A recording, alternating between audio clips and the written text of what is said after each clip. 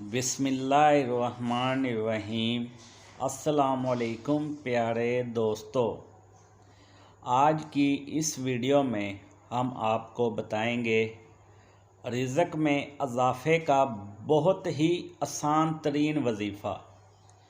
सूरत अल कौसर का ये आसान तरीन वजीफ़ा अगर आप कर लेंगे तो इंशाअल्लाह ताला आपके रिज़्क़ में इजाफ़ा हो जाएगा और तमाम माली परेशानियां ख़त्म हो जाएंगी। प्यारे दोस्तों, अगर आप ये काम भी करेंगे तो आपके रिज़्क़ में रोज़ाना की बुनियाद पर इजाफ़ा होगा और रिज़्क़ में बरकत आ जाएगी।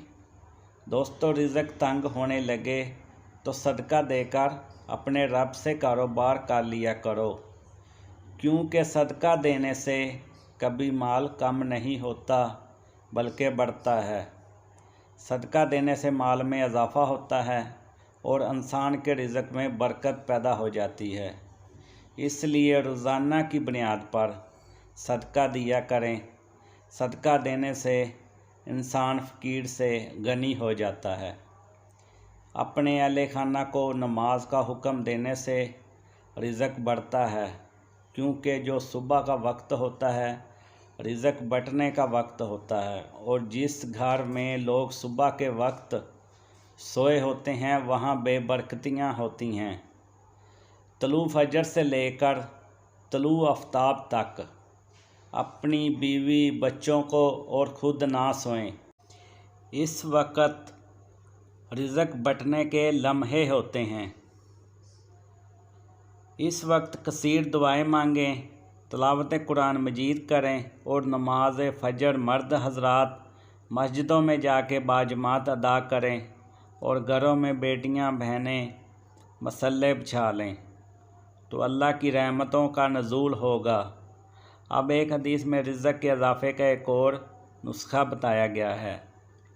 हज़ूर अकरम सल्लल्लाहु अलैहि वसल्लम ने फरमाया, जो शख्स चाहता है कि इसके रिज़्क़ में इजाफ़ा हो तो वो अपने रिश्तेदारों के साथ अच्छा सलूक करे। अगर रिश्तेदार गरीब हैं तो इनकी मदद करे। अगर इनकी बेटियों की शादी होने वाली है तो बेटियों की शादी करा दें। अगर अल्लाह ताला ने आपको वसअत दी है तो इनकी परेशानियों को बांट लो। अगर इनके ऊपर कोई कर्ज़ा है तो कर्ज़ा उतार दो। इनको मुश्किलात से निकालने की कोशिश करो।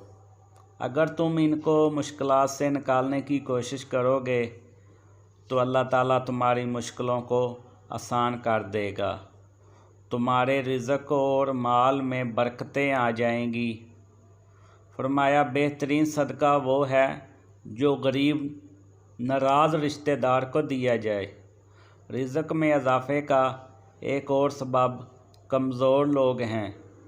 इनके साथ हुस्न सलूक करना, तालिब इल्मों पर खर्च करना, इससे भी रिज़्क़ में इजाफ़ा होता है। तो प्यारे दोस्तों, अब आपको बताते हैं सूरत अल कौसर का वजीफ़ा कि आपने किस तरह सूरत अल कौसर का वजीफ़ा करना है।